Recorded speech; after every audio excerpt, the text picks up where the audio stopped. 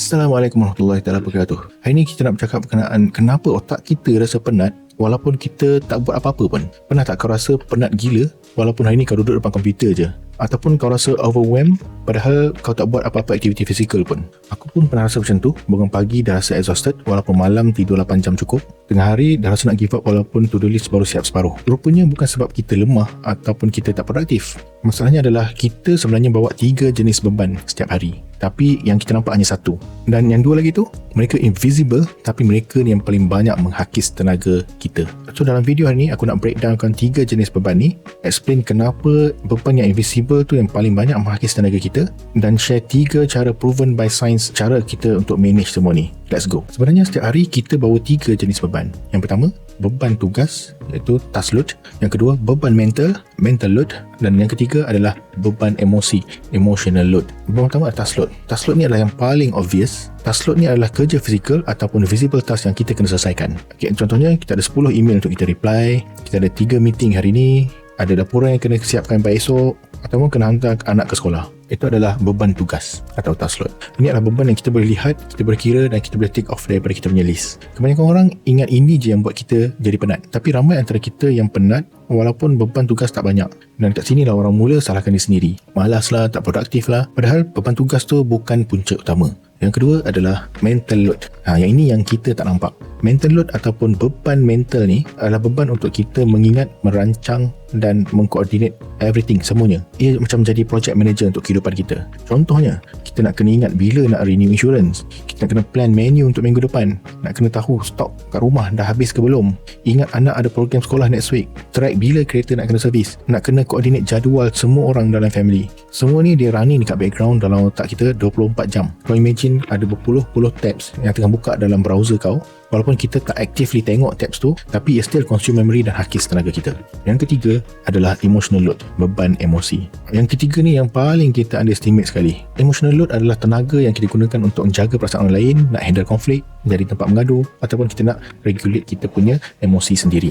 Contohnya seperti kita nak kena tenangkan anak yang sedih, nak kena baca mood boss kita, jadi kaunselor untuk kawan, kita nak sembunyikan stres diri kita sendiri sebab kita tak nak bebankan orang lain. Semua tu adalah emotional load. Dan bila kita gabungkan ketiga-tiga beban ni, task load yang kita nampak tu, ia hanya lebih kurang 30 ke 40% daripada keseluruhan beban kita. Yang dua lagi tu, mental load dan emotional load yang kita tak nampak, dia consume 60 ke 70% daripada beban yang kita tanggung. So bila kau rasa penat gila tapi kau tak buat apa pun hari ni, sebenarnya kau dah buat banyak dalam kepala. Cuma semua tu tak nampak. Otak kau tu sebenarnya tengah kerja overtime kat sebalik tabir. So kenapa yang invisible ni paling meletihkan? Sebab pertama adalah ia tak pernah selesai. Task load ni dia ada endpoint dia. Kalau kau reply email tu, it's done. Kerja dah complete. Kau boleh tick off daripada kau punya list. Tapi mental load ni dia tak ada garisan penamat. Setiasa ada je benda yang nak kena fikirkan, yang kena ingat dan nak kena risaukan.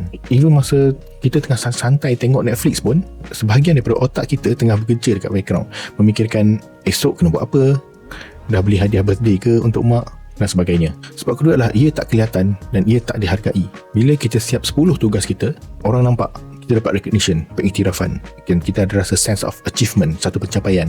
Tapi kalau kita spend 2 jam untuk plan jadual family, susun logistik, fikirkan penyelesaian untuk masalah, tak ada siapa-siapa pun yang nampak. Tak ada pengiktirafan, tak ada ayat terima kasih kau tolong uruskan semuanya. Dan disebabkan oleh kekurangan recognition dan pengiktirafan ni lah yang menyebabkan stres meningkat dengan mendadak. Sebab ketiga adalah otak multitasking. Mental dan emotional load ni perlukan otak kita untuk sentiasa monitoring dan berubah-ubah kita punya fokus, ataupun kita panggil attention switching. Kajian daripada University of California oleh Profesor Gloria Mark mendapati setiap kali kita kena interrupt atau kita switch kita punya task daripada satu task ke satu task yang lain, ia ambil masa 23 minit untuk kita fokus balik kepada kerja asal kita. 23 minit. Bayangkan kalau otak kita tengah memikirkan 15 benda serentak, kita memang tak akan dapat rest yang cukup. Dan ada satu lagi kajian yang betul-betul eye-opening daripada Microsoft mengatakan dia orang gunakan EEG untuk brain scan untuk monitor stress level pekerja dalam back to back meeting. Maknanya setiap meeting, tak ada rehat pun. Apa yang mereka jumpa adalah tanpa rehat, stress level akan naik secara berterusan. Dengan ada 10 minit rehat daripada satu meeting ke satu meeting, stress marker tadi akan reset balik kepada baseline.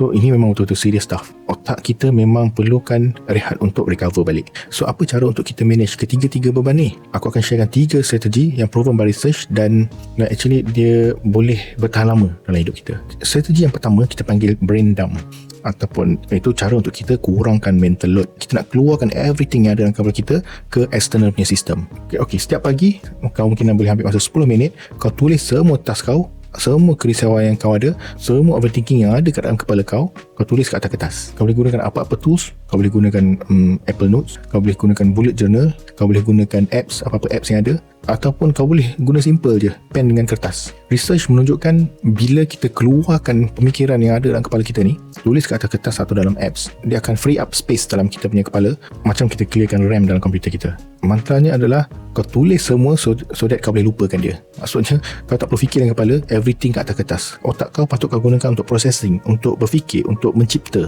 bukan untuk mengingat ataupun menyimpan. Personally, masa aku mula-mula start habit ni, lepas 2 minggu aku buat habit ni, aku rasa macam ada extra space dalam kepala aku. It's a totally game changer untuk aku, dan aku memang rasa relax lepas tu. Strategi yang kedua adalah time blocking, untuk kita tackle task load ni dengan lebih berkesan. Instead of kita jadi reaktif, kita tukarkan kita jadi lebih proaktif. Kita block masa yang spesifik untuk task yang spesifik. Contohnya, pukul 9 pagi sampai pukul 10.30 pagi, kau buat deep work, iaitu task-task yang melibatkan mental load seperti planning ataupun problem solving. Pukul 11 pagi sampai pukul 12 tengah hari, kau buat another task load. Contohnya, kau baca dan reply email, kau buat admin work, ataupun kau buat panggilan-panggilan yang kau dah miss sebelum ni. Pukul 2 ke 3 petang pula adalah untuk emotional load, untuk masa emotional load kau, bantuan dengan kau punya staff, subordinate ataupun superior, ataupun follow up kerja-kerja daripada tim kau. Dan yang paling penting sekali adalah single task only during this block. Jangan buat multitasking, sebab multitasking ni sebenarnya it's a myth. Aku memang suka multitasking, tapi multitasking ni memang buatkan aku jadi lebih cacah meraba. So bila aku buat single tasking, kau buat kerja dengan lebih cepat dan kau akan jadi lebih organised. Ada satu kajian yang menarik yang dibuat oleh Stanford University. Mereka comparekan heavy multitasker dengan orang yang fokus one thing at a time, satu benda dalam satu masa. Dan hasilnya adalah orang yang multitasker ni, dia perform significantly worse, sangat-sangat teruk berbanding dengan orang yang single tasker.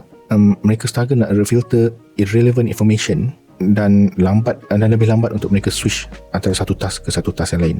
So make sure handphone kau silent, tutup semua tabs yang tak ada kaitan dengan kerja kau masa tu, dan buat satu task je at a time. Strategi yang ketiga adalah delegate ownership. Kita share kita punya mental dan juga emotional load. Ini yang paling power sekali, tapi yang paling sukar kita nak buat. Biasanya yang dibuat adalah delegate task, tapi yang ni kita nak delegate the ownership. Dia berbeza ya. Rather than kita kata tolong buang sampah ni, instead kau tukarkan ke kau sekarang bertanggungjawab untuk pastikan tong sampah ni sentiasa kosong sebelum kau balik kerja. Beza kan? Bezanya adalah kau tak perlu ingat, kau tak perlu monitor, dan kau tak perlu ingatkan orang tu pun, sebab itu tanggungjawab dia. Sebab orang tu dia own the task tu, bukan kau punya task dah. Untuk emotional load, kau kena setkan emotional boundary. Kau tak perlu cari support untuk semua orang 24 jam.